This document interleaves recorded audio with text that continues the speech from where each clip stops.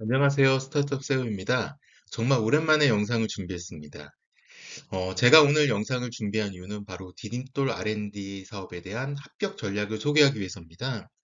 저 역시도 초기 스타트업 대표고 기술 개발 위해서 많은 지원을 받고 있습니다. 그 과정 중에서 제가 가장 크게 도움이 되었던 부분은 바로 디딤돌 R&D 사업이었습니다. 저와 같은 기술 개발을 위해서 고민하신 대표님들이 좀 더 합격에 대한 확률을 높이기 위해서 디딤돌 R&D 합격 전략 시리즈 1편 디딤돌 R&D 스타트업 세우의 준비 전략을 시작하도록 하겠습니다.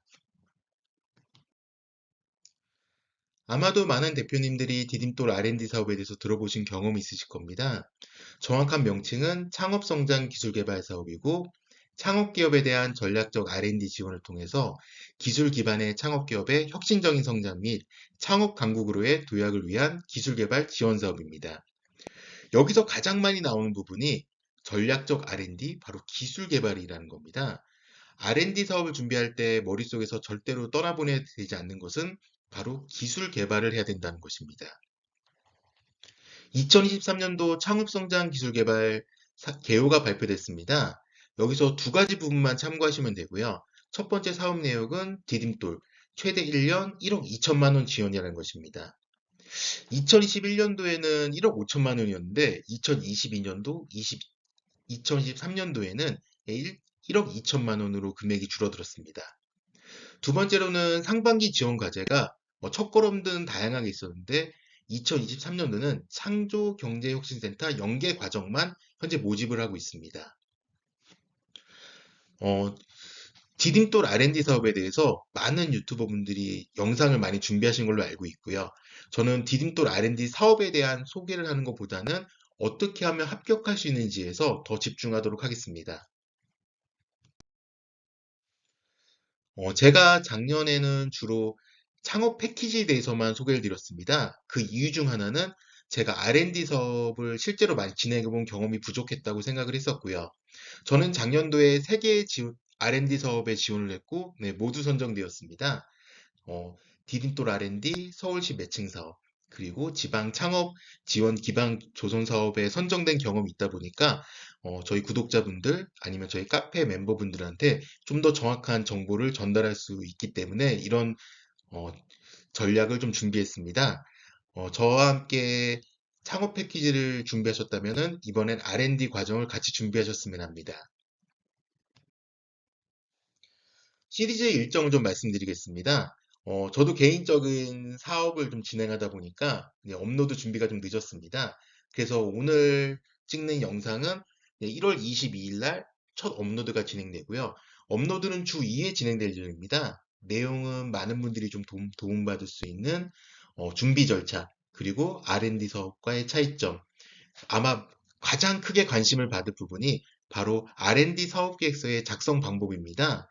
연구 개발 과제의 필요성, 목표 및 내용, 추진 전략, 활용 방안, 사업 전략, 작은 집행 계획에 대한 부분이고요. 아마도 용어 자체도 생소하고 예전에 창업 패키지가 7장 아니면 15장을 준비했다면은 디딤돌 R&D 계획서는 준비 장소가 훨씬 더 많습니다. 따라서 좀 체계적인 준비가 필요하다 보니까 제가 어떻게 작성하면 되는지 아니면 어떤 부분에 주요 포인트를 둬야 되는지를 모두 공개하도록 하겠습니다. R&D 사업에서 선정해야 가장 중요한 부분은 저는 필요성 목표는 체계도 있지만은 가장 중요한 거는 바로 이 성과 지표입니다.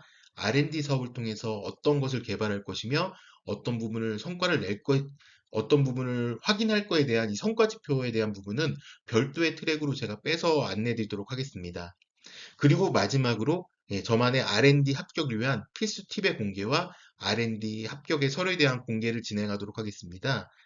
아마도 많은 분들이 R&D 사업을 처음 접근하다 보니까 이 글을 쓰는 부분에 대해서 되게 민감하게 반응을 하고 있고요. 저는 이 부분이 크게 어렵지 않다고 생각합니다. 어, 그 항목마다의 필요한 부분만 작성이 되게 된다면 나의 이론을 정확하게 심사위원이 평가위원한테 전달할 수 있다고 생각하고 있습니다. 우선 디딤돌 R&D를 위해서 필수 체크 두 가지 부분이 있고요. 첫 번째는 바로 지원입니다. 상반기 지원 분야 중 한 개에만 신청이 가능하고요. 지역 창조경제혁신센터 간의 중복 지원은 불가능합니다. 아마 작년부터 해서 이 중복 지원에 대한 금지가 많이 생겼고요. 이 부분은 지원하실 때 꼭 확인을 부탁드리겠습니다. 두 번째로는 말씀드린 것처럼 첫걸음 과정이 없어졌습니다. 창조경제혁신센터 트랙만 존재하다 보니까 각 지역 소재 아니면 특화 분야별로 모집 분야가 다릅니다. 이런 부분은 지원 공고문에 자세히 나와 있으니까 아마 지역 공고문 창조혁신센터 공고문을 확인하시기를 바라겠습니다.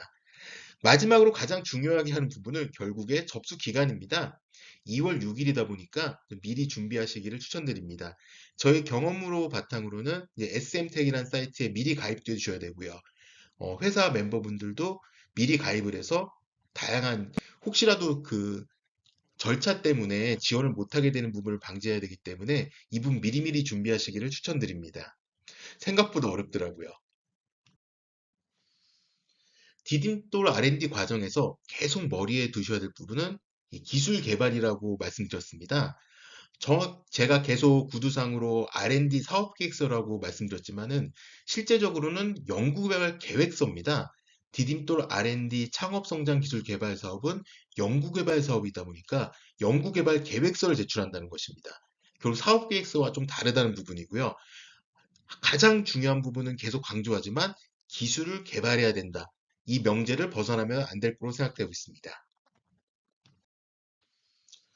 필수 체크 두 번은 바로 연구소의 중요성입니다. 기술 개발 사업 위에서 기술 개발할 수 있는 연구소가 없다든지 연구 개발할 인력이 부족하다면은 당연히 합격 확률이 떨어지게 됩니다. 이 부분은 좀 미리 준비를 부탁드리고요. 그 이유 중에 하나는 R&D 사업에서 그 연구 개발 보고서를 계속 작성하게 되어 있습니다. 이 개발 계획서를 작성할 수 없다면은 당연히 연구 개발을 충분히 수행할 수 없다라고 평가를 받을 수밖에 없고요. R&D 필수 체크 두 번째로 제가 가장 중요하게 여기는 부분입니다. 바로 중복 수행이 가능하다는 부분입니다. 회사가 성장하기 위해서는 창업 패키지를 많이 지원을 하실 겁니다. 저는 창업 패키지 한 개와 디딤돌 사업을 동시 수행하기를 추천드립니다. 회사가 성장하기 위해서는 많은 자본이 필요하고요. 창업 패키지 하나로는 사실 좀 부족합니다. 따라서 예를 들면 초기 창업 패키지와 디딤돌 R&D를 동시에 수행한다면은 초기 창업 패키지에서 약 7천만 원, 디딤돌 R&D에서 1억 2천만 원, 약 2억 원의 개발 자금을 확보할 수 있다 보니까 추가적인 인력 채용, 그다음에 다양한 기술 개발이 가능할 것 같습니다. 그렇다면 아마 많은 분들이 관심을 가지게 될 저희 합격 비법 두 가지를 말씀드리겠습니다. 어, 저 역시도 현직 스타트업을 운영하다 보니까 뭐 내용을 길게 설명하는 것보다는 짧게 그리고 필요한 부분만 설명하도록 하겠습니다. 저는 R&D 사업에 처음 접근할 때 경쟁자 또는 이미 진행한 사업에 대한 요약을 확인하라고 말씀드릴 것 같습니다. 아마 디딤돌 R&D이기 때문에 R&D 사업에 아마 처음으로 접근하신 분들이 많으실 겁니다. 따라서 기존의 합격자들이 어떠한 스토리라인으로 진행했는지를 확인하는 것이 매우 중요합니다. 처음부터 한글 계획서를 열어놓고 순서대로 작성하는 것을 저는 결코 추천드리지 않습니다. 이러한 경쟁자의 내용을 확인하기 위해서는 NTIS라는 사이트가 매우 중요합니다. 링크는 화면에 표기를 했고요. 뭐 네이버나 구글에서 NTIS를 치시면 됩니다. 이 NTIS를 통해서 볼 수 있는 개발서를 한번 공개하도록 하겠습니다. 저는 NTIS 사이트에서 메타버스를 입력했고요. 그 중에 뭐 랜덤으로 한 과제를 그냥 선정했습니다. 보시는 것처럼 과제에 대한 제목, 그리고 다양한 정보들을 볼 수 있습니다. R&D 사업을 통해서 아마 처음에 가장 많이 허들을 부딪히는 부분이 바로 이 제목을 어떻게 선정해야 되는지에 대한 부분이 많이 있으십니다. 저는 제목은 경쟁자 아니면 다른 분들의 내용을 참고를 하기를 추천드리고요. 보시는 것처럼 3D 입력 매트 센서와 학습 콘텐츠 기반의 유아 대상 인지 및 체력 향상을 위한 성장 발달 메타버스 학습 플랫폼에 대한 개발입니다. 여기서 주로 보셔야 될 거는 내가 어떤 분야, 3D 입력 매트 센서와 VR 학습 콘텐츠가 되는 거고 그 대상은 유아 대상 인지 및 체력 학습을 위한 부분 그리고 기술 개발 부반은 기술 개발 분야는 메타버스라고 정확하게 표기가 되어 있습니다. 이 제목만 보더라도 이 회사에서 이 과제를 통해서 어떤 걸 개발할 수 있는지를 정확하게 판단할 수가 있고요. 혼자서 정하는 것보다는 다른 이미 내용을 참고하는 것을 추천드리는 것입니다. 두 번째로는 연구 목표하고 기대 효과를 볼 수 있습니다. 제가 처음부터 한글 개발 계획서를 작성하는 것은 추천드리지 않았습니다. 그 이유는 내가 어떤 부분을 작성해야 될지, 어떤 목표를 가지고 개발해야 될지가 이미 트랙으로 존재하고 있기 때문에 이 트랙에 대한 부분을 미리 다 텍스트로 정리해 놓은 다음에 여기 살을 붙여 나가시는 방식으로 하는 것을 추천드리고요. 이 과제에서 연구 개발 목표는 센서, 콘텐츠, 메타버스 시스템을 통한 멀티짐 시제품 제작입니다. 그래서 연구의 목표는 정확하게 시제품 제작 사업이고요. 그리고 이 연구의 목표는 가능한 센서 및 구현을 하는 부분, 그 다음에 이 구현의 부분은 두 가지로 나뉘게 됩니다. 설계, 구조, 회로, 그 다음에 3면을 구성하는 컨텐츠 연동의 하드웨어 개발, 결국 소프트웨어, 하드웨어를 동시에 개발한다는 거고요. 여기에 대한 마지막 목표는 최적화 및 고도에 따른 내용 변경이 가능할 수 있다고 표기해 놨습니다. 따라서 연구 개발 목표가 정확하다 보니까 사업 계획, 연구 개발 계획서를 좀 더 원활하게 표기할 수가 있고요. 이 R&D 사업을 통한 기대 효과는 바로 플랫폼의 개발에 대한 부분, 다양하게 정리하고 있고요. 그러면 목표와 어떤 기대 효과를 가질지에 따라서 이 내용 구성이 변경되다 보니까 다른 분들 걸 꼭 참고하시길 추천드리고, 뭐 정말 동떨어진 것보다는 아마 나와 관련된 아이템, 그리고 나의 경쟁자 내용을 확인한 것을 좀 추천드립니다. 두 번째로는 연구 내용을 확인할 수 있습니다. 이 R&D 사업을 통해서 센서, 콘텐츠, 시스템이 연동되는 부분인 거고요. 센서와 콘텐츠, 그 다음에 메타버스 시스템. 결국 기존에 있던 시스템을 메타버스와 연동시키겠다는 겁니다. 따라서 당연히 좋은 점수를 받았을 거고 선정이 되었을 것입니다. 정리를 한다면 스타트업 사회의 R&D 합격 비법의 첫 번째는 바로 기술에 대한 정의가 필요하다는 겁니다. 내가 어떤 걸 개발할 것이며 어떤 분야를 할지를 결정한 다음에 스토리라인이 동일하게 계속적으로 반복이 되고 여기에 대한 이론적인 아니면 기술적인 대응과 보완책, 어떻게 개발할지가 정확히 나와야 되고요.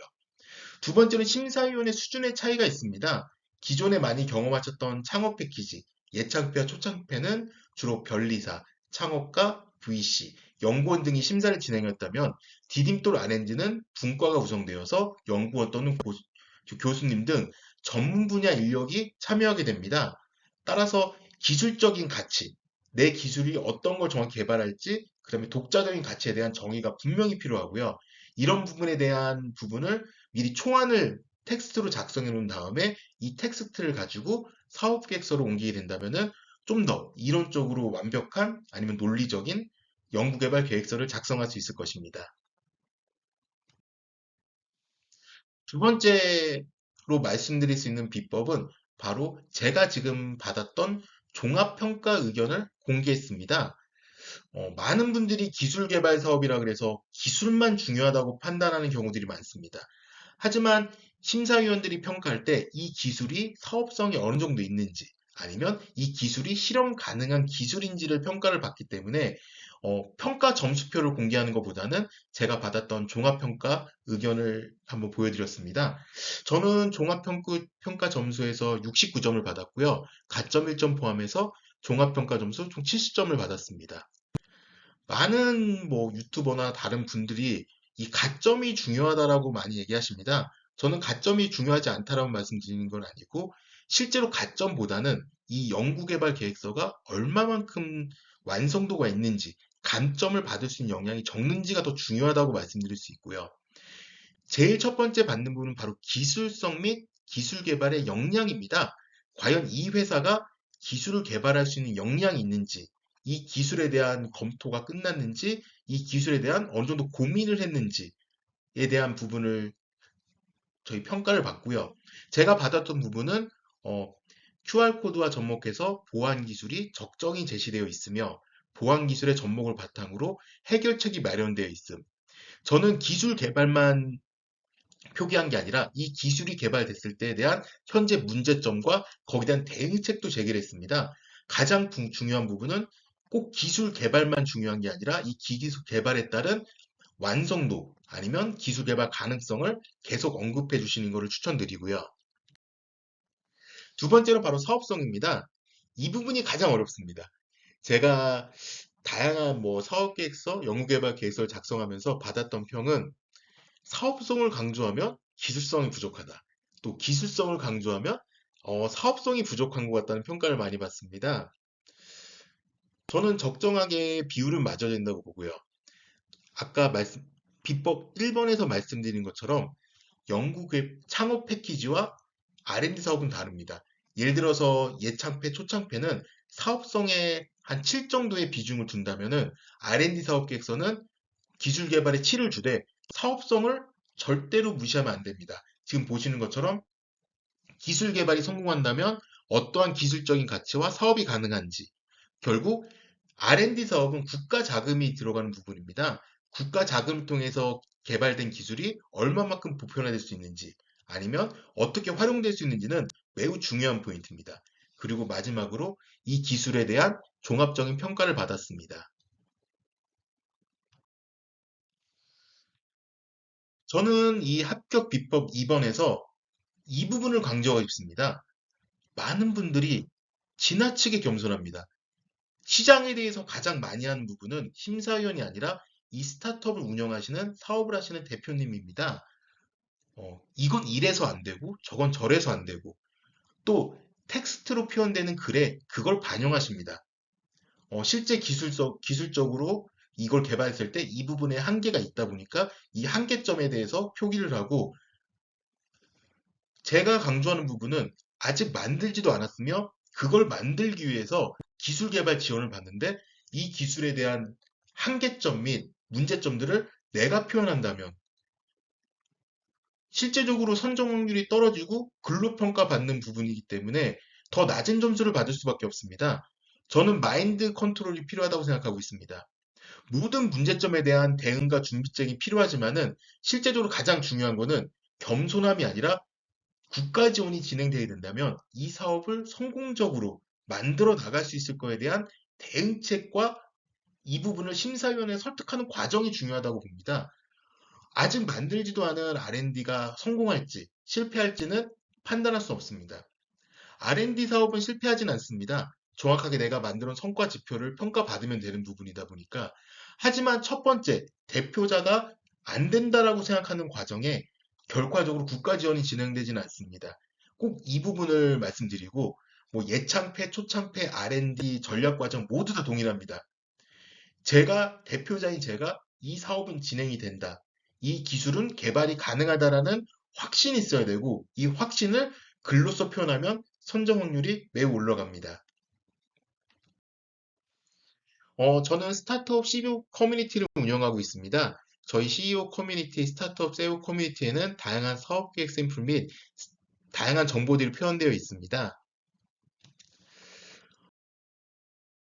네, 오늘의 영상이 도움되었다면 네, 구독과 좋아요 부탁드리겠습니다. 저는 앞으로도 좀 짧은 과정의 사업 계획서 전략을 좀 오픈하도록 하겠습니다. 저희 영상이 도움되었다면 정말 감사드리고요. 앞으로 많은 시청 부탁드리겠습니다. 감사합니다.